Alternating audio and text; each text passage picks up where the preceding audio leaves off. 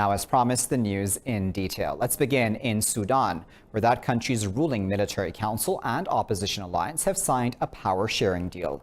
It establishes a joint military-civilian sovereign council to rule the country by rotation. The accord was signed in Khartoum in the presence of African mediators who brokered the agreement. General Mohammed Hamdan Dagalo called the deal a historic moment for the nation. The two sides are still working on a contentious constitutional declaration, expected to be signed on Friday. Political deadlock has gripped the country since President Omar al-Bashir was removed by the military in April.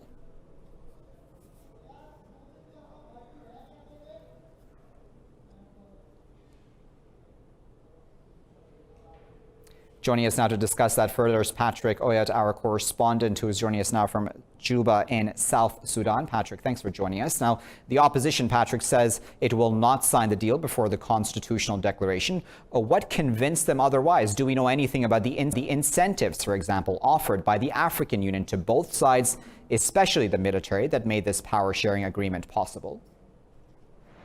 Yeah, thank you so much for having me. And the situation in Sudan has actually been developing, and people are very excited that some progress is being made.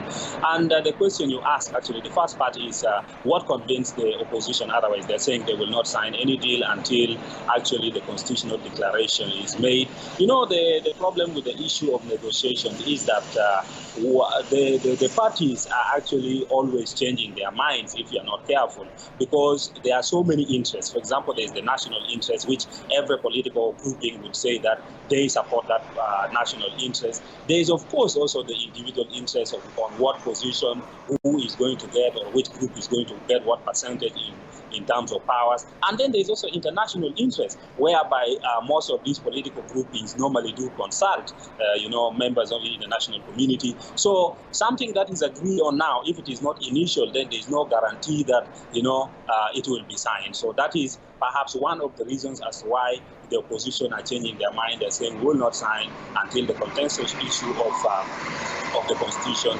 is looked into.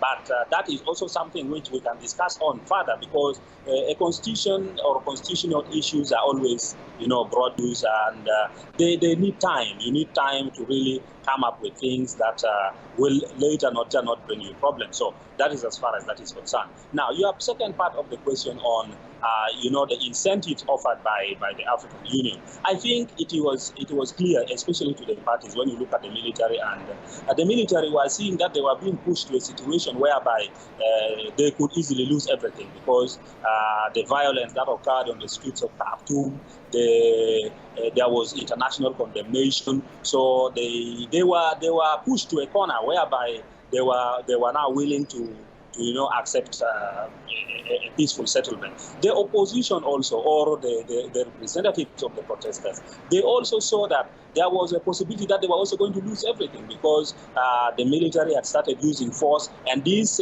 opposition or these groups who are demonstrating, they don't have the army, they do not have militias like in other countries where opposition have some armed groups. They did not have.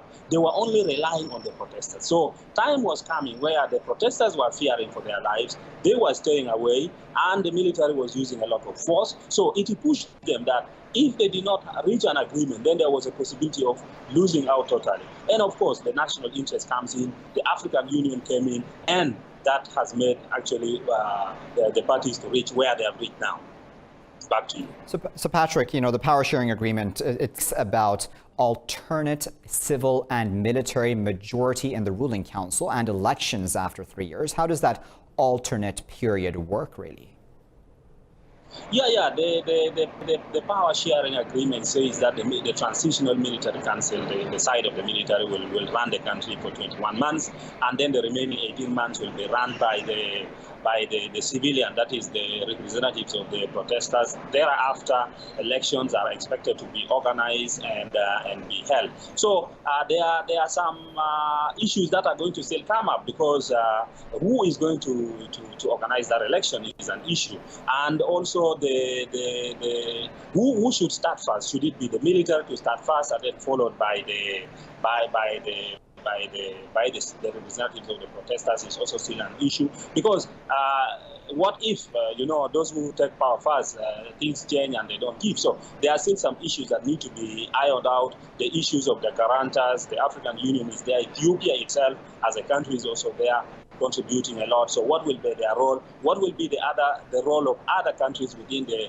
East African region? Will they play a role as far as that government is concerned? What will be the role of the international community? There's the issue of funding. There is Sudan, of course, is one of the reasons that's why people took to the streets and later led to the toppling of Bashir, is, of course, the issue of economic situation, the issue of money. The government did not have enough money to run the economy. So where is this going to come from? And those who are going to give the funding, of course, will, as usual, have something to say as far as the government is concerned. So there are still a lot of issues that will have to be ironed out, in as much as, the government, there's agreement to set up the government and who should run for how long. There are still very many issues that will be a big challenge to that government moving forward. Back to you. Very well, Patrick. We'll leave it there at that. But of course, we do sincerely appreciate your info. So it's Patrick Oit speaking to us there from Juba in South Sudan. Let's move on now to news coming out of The Hague, where the International Court of Justice will announce its verdict on Indian spy Kulbhushan Yadav today. He was arrested in March 2016 while trying to illegally enter Pakistan from Iran. Kulbhushan's documents subsequently proved him to be an officer of the Indian Navy. Passports recovered from Yadav showed his businessman's identity was fake. During the trial at The Hague, Indian lawyers failed to answer questions around Yadav's dual passport identities. The Indian agent confessed to espionage and committing acts of terrorism during investigations here in Pakistan. He said the chief of India's external intelligence agency, RAW, was directly involved in planning and aiding sectarian and ethnic violence in Pakistan.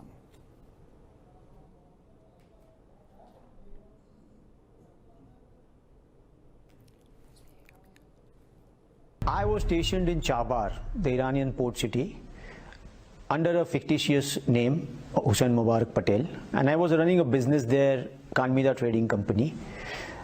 It was a discreet, non-embassy based operation, exclusively meant to conduct meetings with Baloch insurgents and terrorists.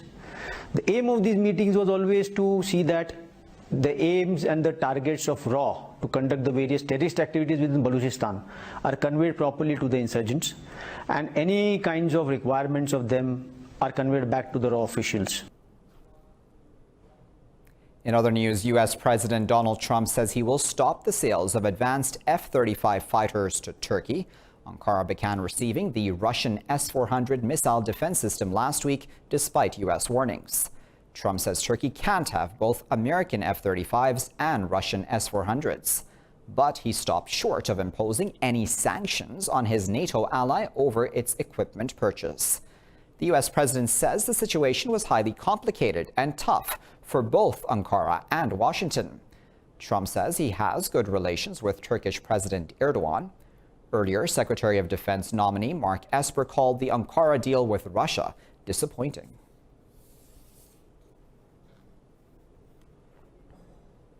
Well, Iran has rejected suggestions that it is willing to discuss its missile program with the U.S. Spokesman for Iran's UN mission, Ali Raza Mir Youssef, says the weapons are absolutely non-negotiable under any condition. The denial comes after Foreign Minister Mohammad Javad Zarif suggested in an interview that the missiles could be up for discussion if sanctions are lifted. Mir Youssef says Tehran rejects the characterization of the foreign minister's interview. He accused U.S. media of drawing a false conclusion in pursuit of headlines. Tehran, meanwhile, has also rejected allegations that it seized a UAE oil tanker, saying its navy in fact helped repair the damaged vessel in the Persian Gulf.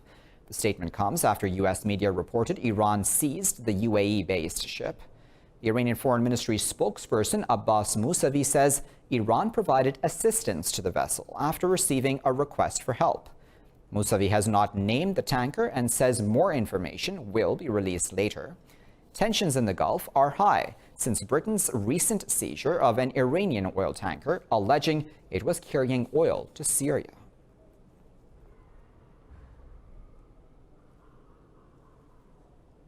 Meanwhile, 5 soldiers, including 2 senior Syrian army officers, have been killed in a rocket attack in Hama province. War monitors say the attack was carried out by rebel forces. The death toll in the recent Russian-led airstrikes in Idlib has now risen to 12. The UN says the recent escalation in the Idlib safe zone has killed 30 civilians this week.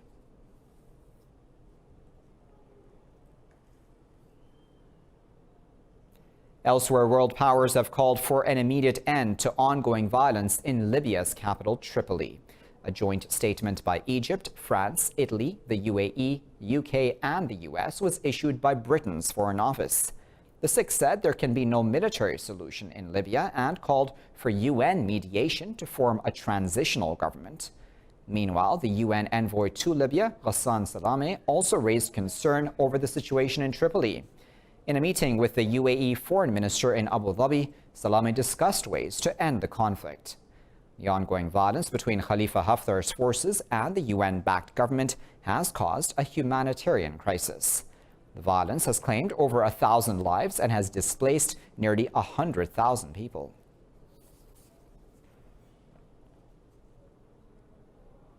The Saudi-led coalition says it's intercepted 3 drones launched by Yemen's Houthis at the cities of Abha and Jazan near the kingdom's border.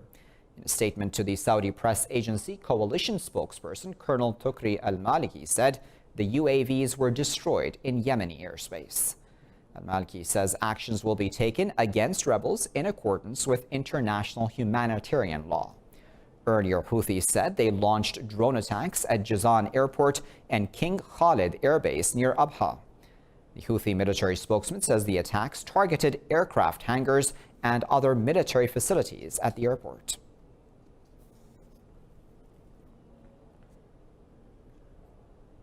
Well, the U.S. has announced sanctions on Myanmar's military commander-in-chief Min Aung Hlaing and other military leaders. The sanctions, which also cover Liang's deputy and 2 other senior commanders, are the strongest the U.S. has taken against the country. U.S. Secretary of State Mike Pompeo made the comment while meeting Rohingya representatives at a conference on religious freedom in Washington. The Secretary of State said steps have been taken over the extrajudicial killings of Rohingya Muslims. He said the U.S. is concerned over Myanmar's lack of action against human rights violations across the country, but Pompeo stopped short of calling what happened to the Rohingya genocide.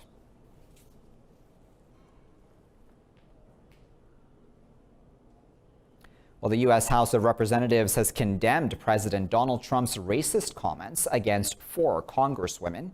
In a tweet, President Trump told the 4 minority Democrat women to go back to their countries. The House passed a resolution calling Trump's action racist and xenophobic by a majority vote. 4 Republicans and 1 independent joined the Democrats to support the resolution. The resolution says Trump's remarks have legitimized fear and hatred against people of color. Donald John Trump, President of the United States, is unfit to be president, unfit to represent the American values of decency and morality, respectability and civility, honesty and propriety. Let's move on now. The economic row between South Korea and Japan, fueled by a conflict over World War II prisoners, has worsened even further. Top U.S. diplomat David Stilwell is visiting Seoul to negotiate a truce between Washington's 2 allies. This comes after South Korea said it will unveil plans to reduce its economic dependence on Japanese industries very soon. Japan has restricted exports of high-tech materials to Seoul. South Korea's foreign ministry says Stilwell discussed North Korea's nuclear program and Japan's export curbs. The ministry says the American diplomat is aware of the seriousness of the issue. Earlier, Seoul threatened to slap retaliatory sanctions on Tokyo. The escalating trade tensions between the countries are threatening global supplies of memory chips and smartphones.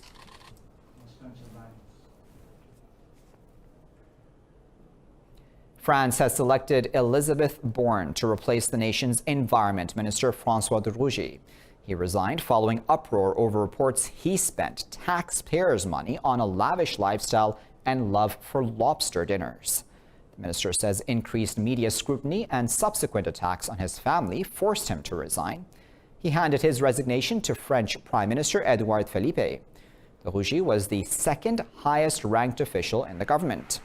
French media claimed de Rugy hosted lavish dinners at taxpayers' expense while he served as president of the lower house of parliament.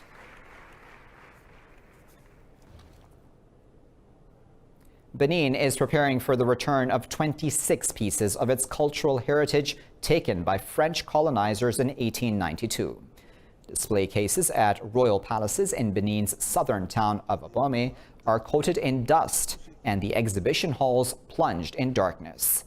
Local tourism chief Gabin Jimase says this will change when the 26 artifacts are returned from France and a new museum is built. Jimase hopes the objects will, with the survival of the site.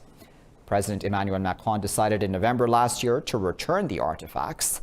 The move has increased pressure on other former colonial powers to return looted artifacts to their countries of origin.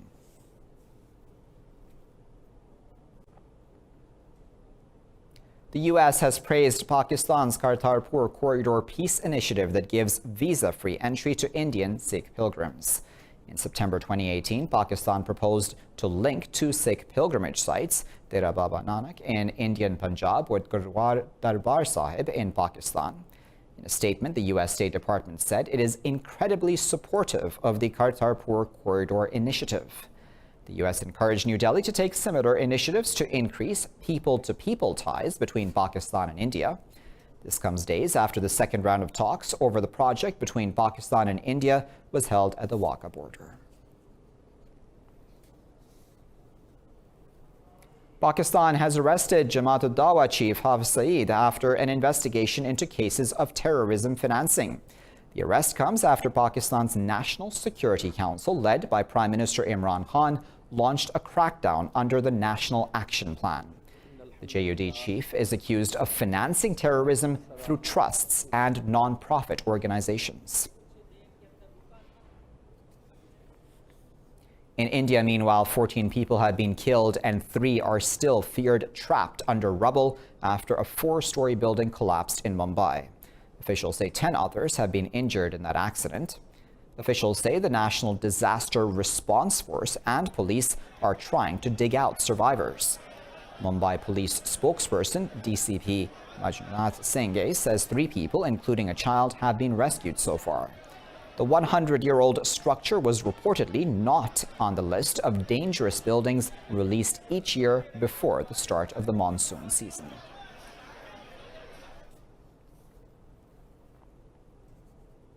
The World Bank says Malawi is one of the 10 countries most vulnerable to climate change. Human activity is already having a significant impact on that country's natural resources. Now, aquatic life in Lake Malawi, which has a number of unique fish species, is dying out.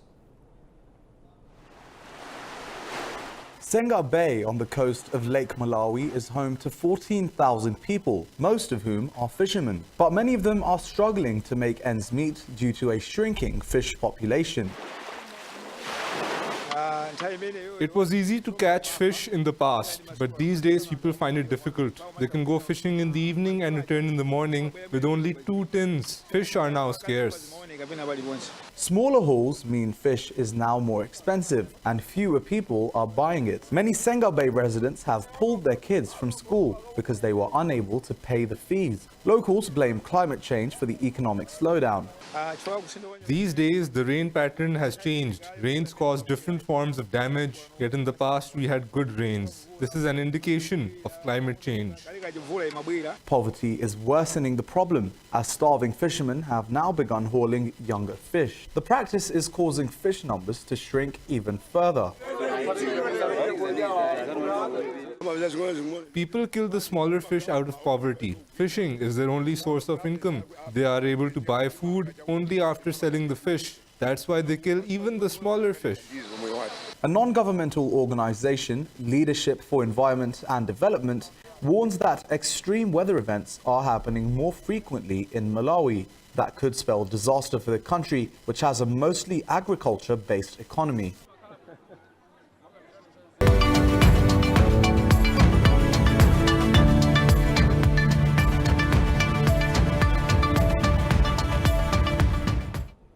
Let's begin with news about the IMF. Christine Lagarde has stepped down from the International Monetary Fund. She's been nominated for the post of the European Central Bank's president in the recent EU summit. Her resignation takes effect on September 12th. Lagarde's nomination is subject to approval by a fractious European Parliament. If accepted, though, she will take over as the European Central Bank's president on October 31st. Lagarde is widely expected to continue her predecessor, Mario Draghi's policy of loose monetary controls. The IMF succession will be discussed among G7 finance ministers and central bank governors at a meeting in France today. Leading candidates include the Bank of England's Governor Mark Carney and Jens Weidemann, the head of Germany's Bundesbank.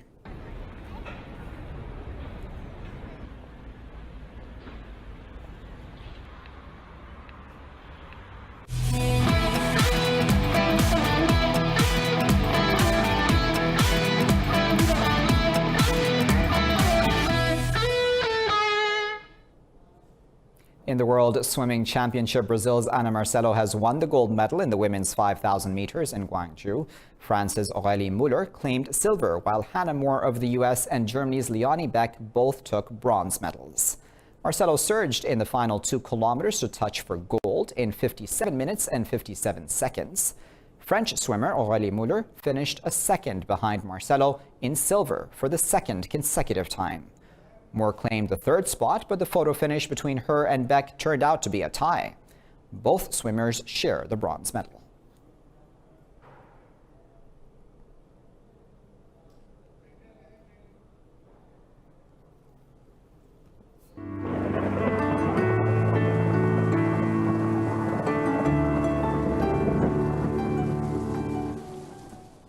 Time now to find out what the weather is like around the world.